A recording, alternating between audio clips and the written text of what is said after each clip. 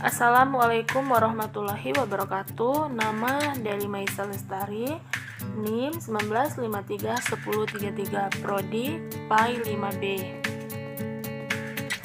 1. Metode-metode dalam comparative learning. Learning dalam proses belajar mengajar dikenal metode comparative learning atau pembelajaran gotong royong.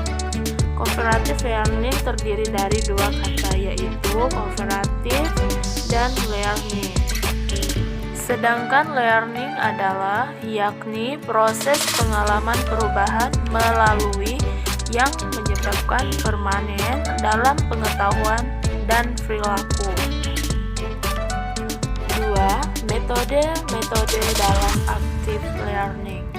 Active learning, belajar aktif, merupakan suatu pendekatan dalam pengelolaan sistem pembelajaran melalui cara-cara belajar yang aktif menuju belajar yang mandiri. Kemampuan belajar mandiri ini merupakan tujuan akhir pembelajaran aktif. Kegiatan pembelajaran mesti dirancang dengan baik agar bermakna bagi peserta didik. Belajar yang bermakna terjadi bila peserta didik mampu memutuskan apa yang akan dipelajari dan bagaimana cara mempelajarinya. Panen 2001. Sedangkan menurut Sukandi 2003, strategi belajar aktif adalah cara pandang yang menganggap belajar sebagai kegiatan membangun makna atau pengertian terhadap pengalaman dan informasi yang dilakukan oleh si pembelajar, bukan oleh si pengajar, serta menganggap mengajar sebagai kegiatan menciptakan suasana yang mengembangkan inisiatif dan tanggung jawab si pembelajar, sehingga terus untuk belajar selama hidupnya dan tidak tergantung kepada guru atau orang lain bila mereka mempelajari hal-hal baru. Memang pendekatan belajar aktif merupakan konsep yang sukar didefinisikan secara tegas, sebab semua cara belajar itu mengandung unsur keaktifan dari peserta didik, meskipun kadar keaktifannya itu berbeda. Keaktifan dapat muncul dalam berbagai bentuk sebagaimana yang telah dikemukakan di atas, akan tetapi semuanya itu harus dikembalikan kepada satu kreativitas keaktifan dalam rangka pendekatan belajar aktif, yaitu keterlibatan fisik, mental, intelektual maupun emosional dalam kegiatan belajar mengajar, pembuatan serta pengalaman langsung terhadap baliknya. 3. Metode-metode dalam accelerated learning. Menurut Rose dan Nicole, merupakan metode belajar mengajar yang membuat murid bisa belajar secara alamiah dengan memakai teknik belajar yang tepat dengan karakter dirinya, sehingga murid bisa merasakan bahwa kegiatan belajar lebih mudah serta cepat.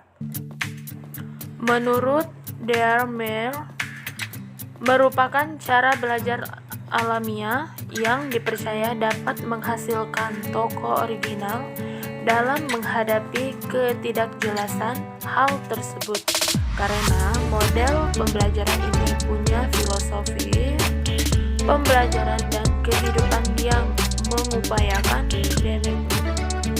demonisasi dan manusiakan kembali. Tujuan model pembelajaran accelerated learning yaitu sebagai berikut. 1.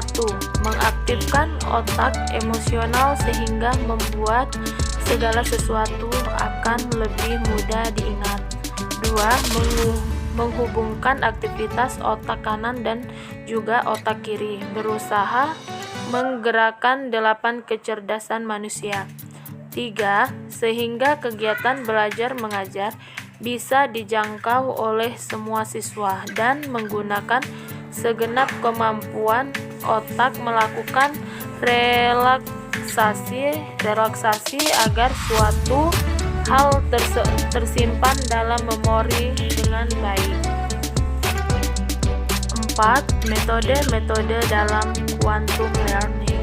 Secara garis besar, quantum learning adalah upaya pedoman, strategi, dan aktivitas belajar yang bisa dimanfaatkan untuk menguatkan daya ingat dan pemahaman. Selain itu, membuat aktivitas belajar sebagai kegiatan yang bermanfaat dan menyenangkan. Quantum learning ini berasal dari usaha Georgi Lozanoy. Dia melakukan penelitian yang dinamakan sugestologi, yang menyatakan bahwa sugesti bisa dan pasti berdampak pada kondisi belajar.